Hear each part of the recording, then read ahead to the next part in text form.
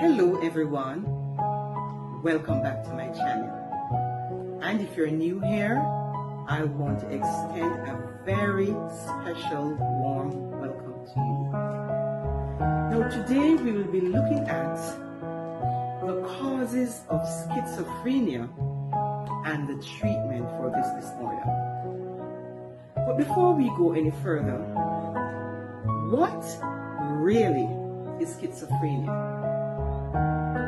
Schizophrenia is a mental disorder which is characterized by delusions, and delusions are actually false, fixed beliefs which is not in keeping with the person's culture. Also, schizophrenia is characterized by hallucinations and disordered speech, which result in disordered behavior. Now, there are some facts that I would love to share with you as it relates to schizophrenia. Now, schizophrenia is a mental disorder that is seen in 1% of every population globally. It is also among the top 10 what we call the top 10 disorders that cause global disabilities.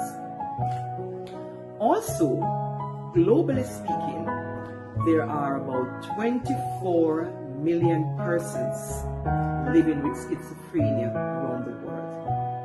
Or we could say approximately 1 in 300 persons per population. Now, what really are the causes of schizophrenia? First, let me say that the actual causes are not fully understood. But today we will be looking at conditions that can contribute to this mental disorder, because even as we speak, researchers are still doing their researches to find out the actual causes. Now, let us say we're going to start with biological factors. Genetics is one of the factors that we look at when we speak of biological factors. And what this means is that schizophrenia is said to run in families. So if a parent has this disorder, the likelihood of an offspring getting this problem is very high. Also, when we speak of biological factors, we can look at neurotransmitters.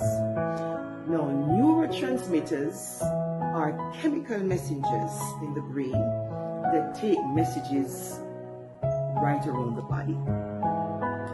And for example, dopamine is one of those neurotransmitters, and if dopamine is very high in the body, then such persons could demonstrate behaviors which could suggest that they are suffering from schizophrenia disorder. So imbalanced neurotransmitters can also lead to schizophrenia.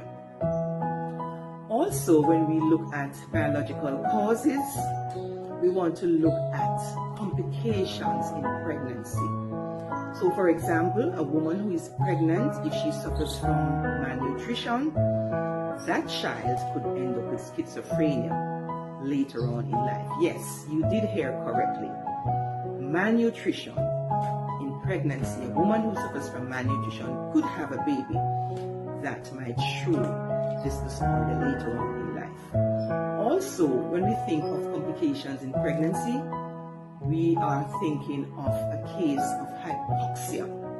Hypoxia simply means that the baby is not getting enough oxygen from the body for some reasons.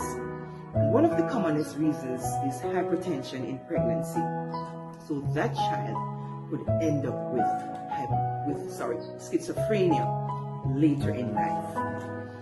We can also think of other causes such as infections and any type of inflammation in the body that is not treated, and especially if that inflammation goes to the brain and remains undetected, then that person can also, this condition can contribute to the occurrence of schizophrenia.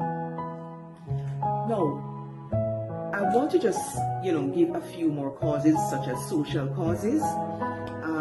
In terms of persons migrate from their country and they end up in another country.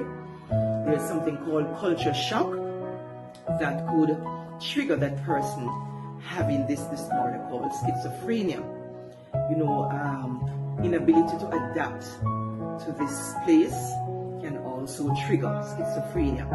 Persons who live in urban areas, due to high stresses, these can all contribute to schizophrenia occurrence.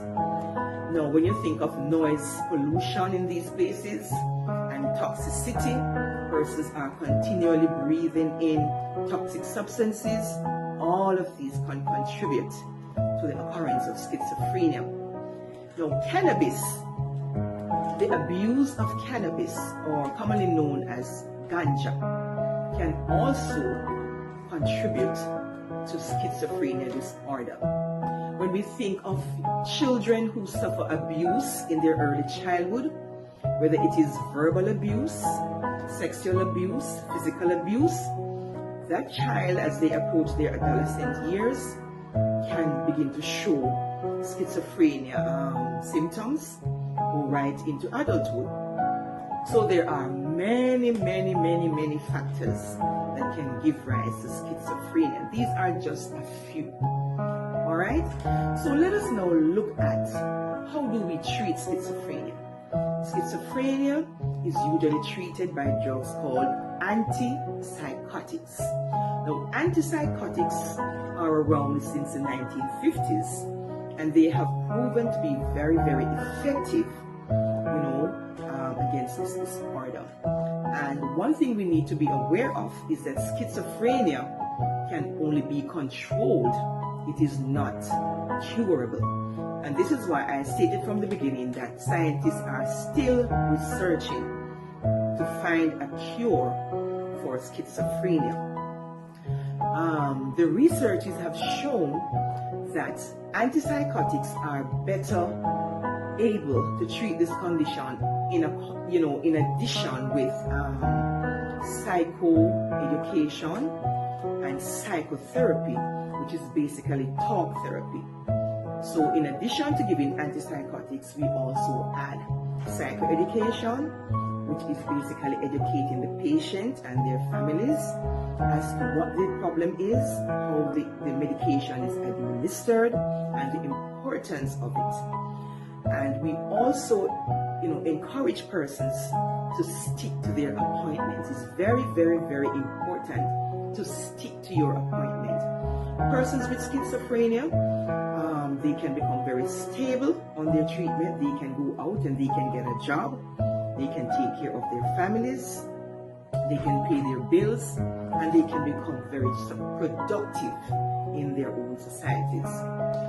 So we need to understand that as long as persons are monitored and the treatment is administered on a regular basis, they can do well. So it is not the end of the world for persons who suffer from schizophrenia disorder. So I hope that you have learned something from this short educational session. If you have learned something, you can just indicate in the comments below. And you can also say what you would love to hear the next time. All right, so until then, take care and all the very best.